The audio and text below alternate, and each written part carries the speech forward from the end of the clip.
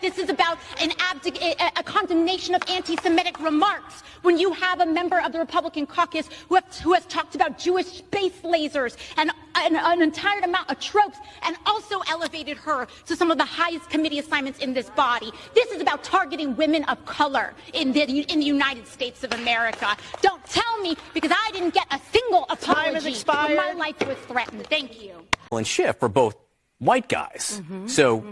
That's not about race, but this is?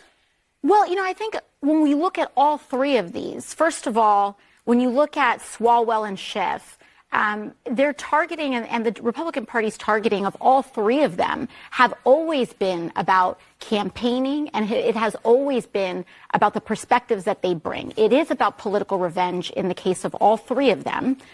Political revenge for Adam Schiff for his work on the impeachment of Donald Trump. Political revenge with Eric Swalwell in the his incisive ability to communicate against the Trump administration and the wrongdoings of the Republican Party. And in the case of Ilhan Omar, I believe that hers is absolutely especially amplified with racist targeting, because this is what fed her base. This is the same representative that Donald Trump held rallies around, saying send her back to her, quote unquote, her country. Her country is the United States of America. She's an American.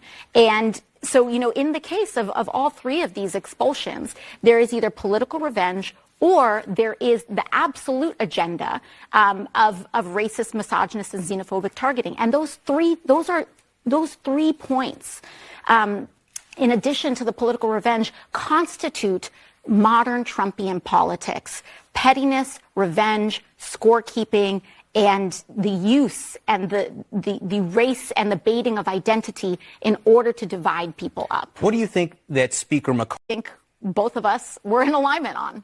Did you feel safe sitting there with him? I think it's uncomfortable serving with people who engage in what many experts deem stochastic terrorism, which is the incitement of violence an incitement of violence using digital means and large platforms, so that individual themselves may not be the one that's wielding a weapon. But I have had to ride, as has Representative Omar, consistently had to ride in 20,000-pound armored vehicles, engaging in some of the most gruesome threats that you can imagine that were incited by Republican members. This is not just about a tweet. It is about what life looks like and the marshaling of hundreds, thousands, if not millions of people into doing something. And Donald Trump knows that very well, and he used his rallies very strategically in order to engage in political intimidation of what he deemed his political enemies. You think Donald Trump will be the Republican nominee? I mean, we may see. He will either be the nominee or he will burn down anyone who isn't him who's the nominee. Representative Ocasio-Cortez. All right, the gentlewoman is recognized for 1 minute.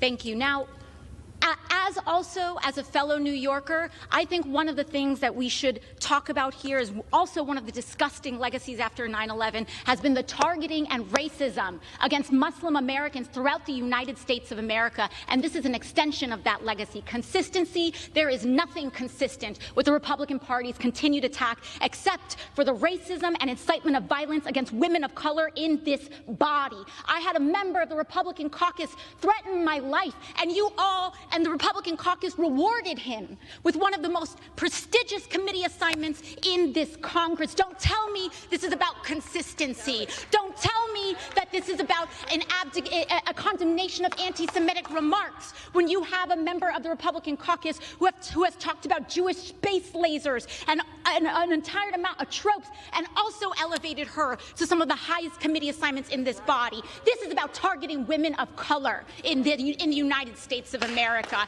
Don't tell me, because I didn't get a single apology when my life was threatened. Thank you.